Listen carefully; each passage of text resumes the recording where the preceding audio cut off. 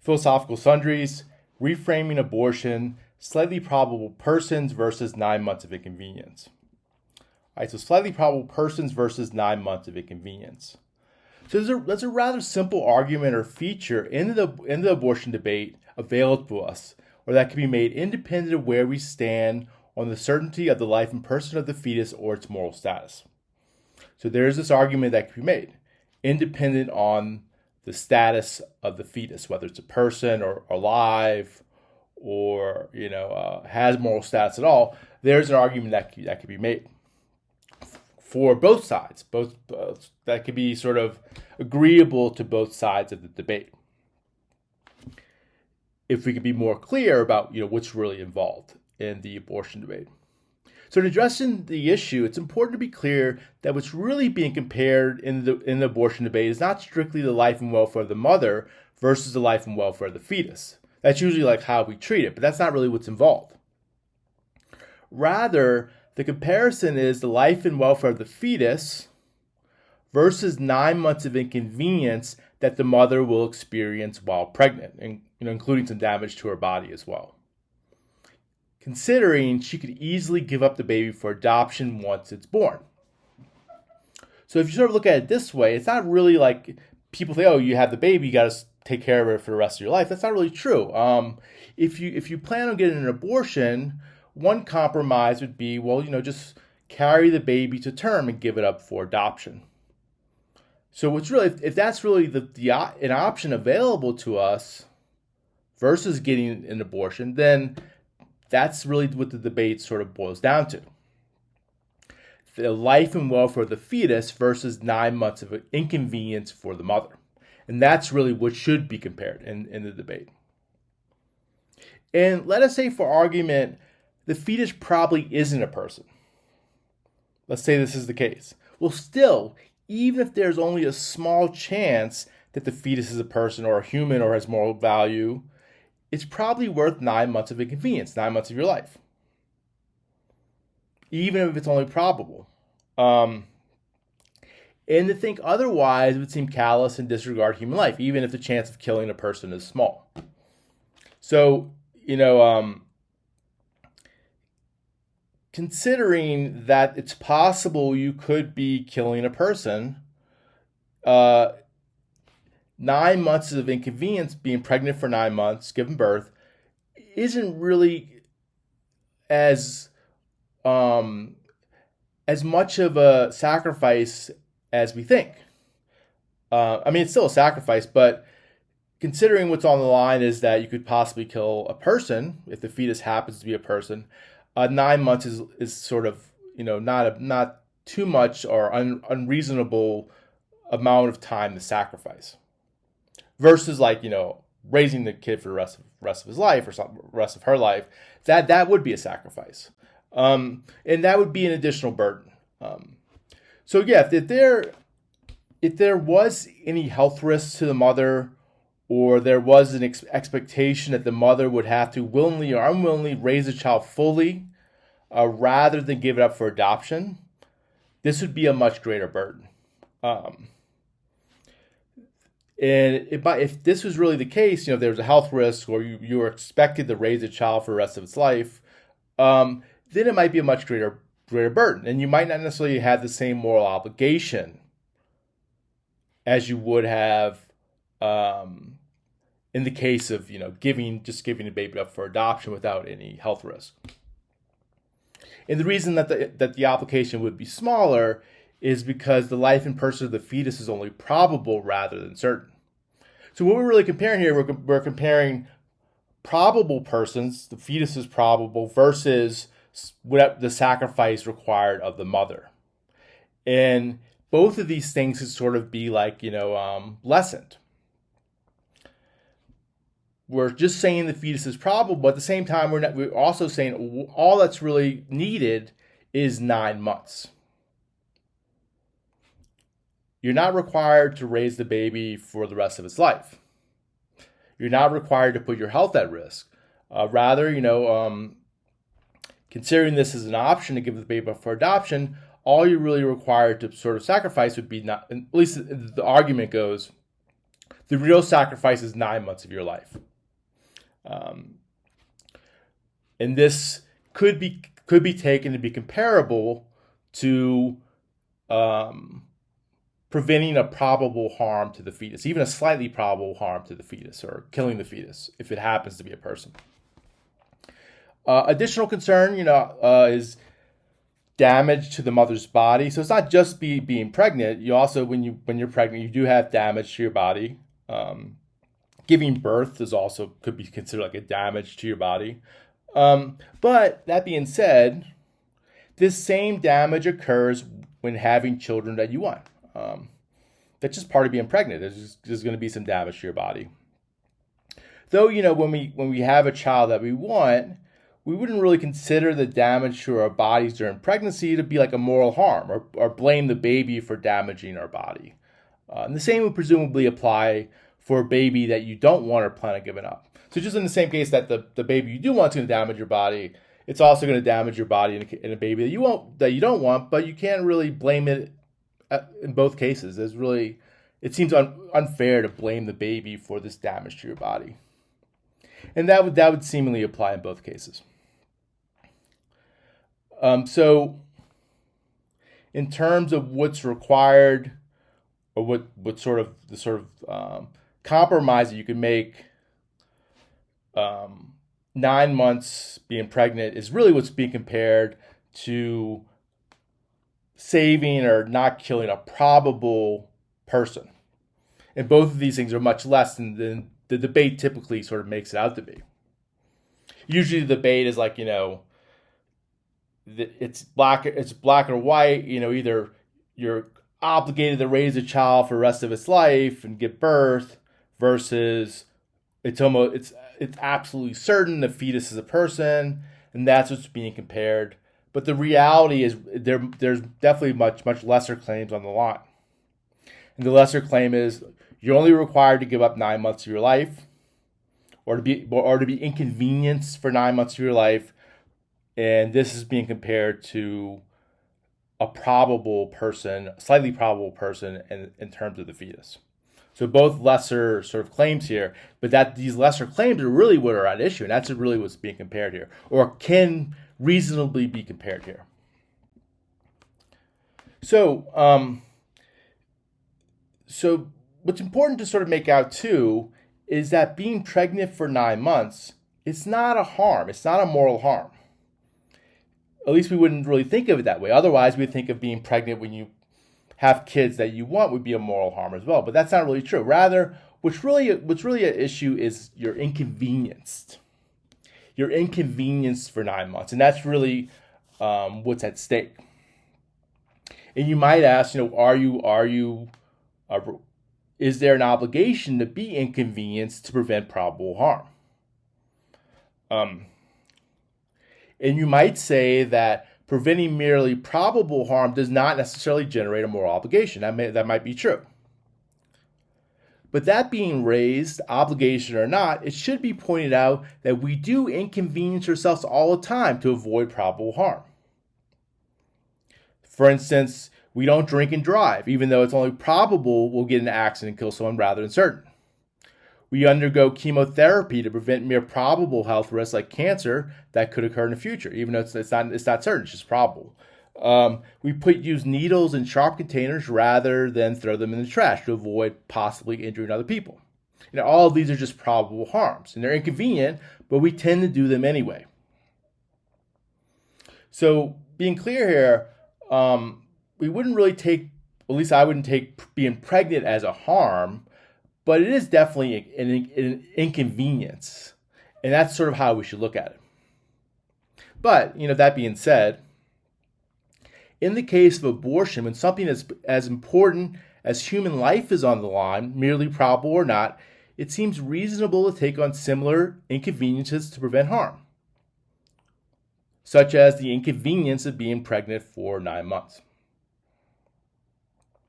So this seems to at least have some moral pull that you should be willing to overcome or be inconvenienced to prevent even a probable, definitely for a certain harm. If we were completely certain the fetus was a person, then there'd be a certain harm. But we'd say it's even morally sort of, there's a pull here to be inconvenienced, even to prevent even probable harm. With that being said, to be clear, 9 months of pregnancy is in fact a major inconvenience rather than a minor inconvenience. So it's definitely a huge inconvenience to be pregnant for 9 months. It's a major inconvenience. It's not a minor inconvenience. But, then again, you're using one of the examples, the chemotherapy example. 6 months of chemotherapy treatment would seemingly be a major inconvenience as well. So you might be on chemotherapy for like 6 months. That's a major inconvenience. And you feel awful. You lose your hair. But many people take on this inconvenience nonetheless to prevent probable harm. People do it, even if it takes. Sometimes chemotherapy might last even longer than that, but people do it. So people are willing to take on inconvenience, even major inconvenience, to prevent probable harm. I mean, of course, you could come back to, in case chemotherapy, it's for yourself. You should only be concerned about yourself. You could make that argument. That's kind of like an unfair argument to make, though, that you should only be concerned with probable harm to yourself. I guess you could take that route, but that's kind of like a selfish route to go. You should be concerned with preventing probable harm in general, not just probable harm to yourself. Getting an abortion is ultimately morally permissible. And this is an important point to make, because my argument does rest on whether or not we do have a true moral obligation to prevent merely probable harm. And again, the fetus is only a slightly probable person, or probably has moral status, not certainly having moral status. So, my argument is going to rest whether or not we have a moral obligation to prevent merely probable harm, where it's possible we don't have such a moral obligation, or that preventing merely probable harm is only morally permissible rather than morally obligatory. If it is only morally permissible rather than obligatory to both get or not get an abortion, which is likely the case, I think that's probably the case. If it's morally permissible either way, to either get an abortion or not get an abortion, even if that's true, that getting an abortion is morally permissible, it's still very important to know the morally salient features of what this particular choice involves, what's really entailed by this choice. Only then can we make a responsible decision, considering there are such high stakes, possibly killing a person, probable or not. So it is a high stake thing. It's not something you should take lightly. Even if abortion is morally permissible, you still should take it as a serious decision. It's not something you should sort of do casually. And that's even with it being morally permissible, which, like I said, I think it's likely the case it is morally permissible. Either way. But, that being said, not getting an abortion is an admirable and supererogatory action. So getting an abortion is permissible, morally permissible. It's not wrong. It's not forbidden. It's not morally wrong. But not in the same circumstances where you would get an abortion but decide not to. Not getting an abortion is an admirable and supererogatory action. And I'm going to talk about this in a second. And mainly because, considering the stakes are in fact this high, a pregnant person who does prioritize life, or not take the risk of possibly killing a person, even at a major inconvenience to herself, can be seen as morally admirable. Even more so if she doesn't want the baby and plans on giving it up for adoption after carrying it to term.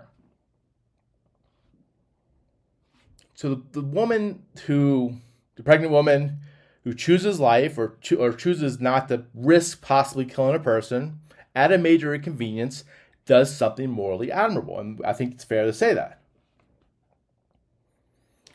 And this is the case, like I said, even more so if she plans on giving up the baby for adoption. I mean, if you like have a baby and you want a baby and you plan to have a baby, I mean, it's nothing really admirable about that. But if you don't want the baby, so say like you do not want the baby, you plan on getting an abortion, but decide that you don't want to take the chance of killing a person, possibly killing a person, you decide to carry that baby to term and give it up for adoption, that in fact would be morally admirable versus the alternative. And such acts, in my view, would fall under the supererogatory. This is a term of moral philosophy. And a supererogatory action is an act acts that are praiseworthy and good to do, but not morally required of you to perform. So a supererogatory action is an action that is praiseworthy and morally good to do, but not morally required of you to perform. Where choosing not to get an abortion and carry the baby to term, so you choose not to get an abortion, you choose to carry the baby to term, that, in my view, that would fall under as a supererogatory action. And this could be said to go above and beyond the call of duty, or what is morally required of you, compared to getting an abortion, which is only morally neutral. So in my view, if you choose to prioritize life and not risk killing a person, even if it's only a probable risk, that action would be a supererogatory action. And that action would be praiseworthy. It would be admirable and praiseworthy versus, just taking the easy way out, just getting the abortion because you don't want to deal with the pregnancy. So for my view, sort of not getting an abortion would be a praiseworthy and supererogatory action. So therefore, I think the one way to go about this is the abortion debate should be ultimately reframed in the following way. It is permissible and not morally wrong to get an abortion, but nonetheless, it's morally admirable and supererogatory not to get an abortion under the same conditions. So again, it is permissible and not morally wrong to get an abortion, but nonetheless, it's morally admirable and supererogatory not to get an abortion under the same conditions. And I think this is the way that the abortion debate should be framed. I think this would be a much better way to go about doing things in terms of like trying to satisfy both sides of the debate. Because we should be able to admit that abortion is morally permissible, it should be legal, but at the same time, it's not morally optimal. It's suboptimal. It is morally better not to get the abortion. It's permissible, but it's morally better not to get the abortion. And people that do prioritize life in this way should be praised. They should be sort of, their action should be seen as something that's, admirable and supererogatory. Even the pro-choice people should still sort of acknowledge that they're doing something admirable. They might say, oh yeah, I'm not willing to do that myself.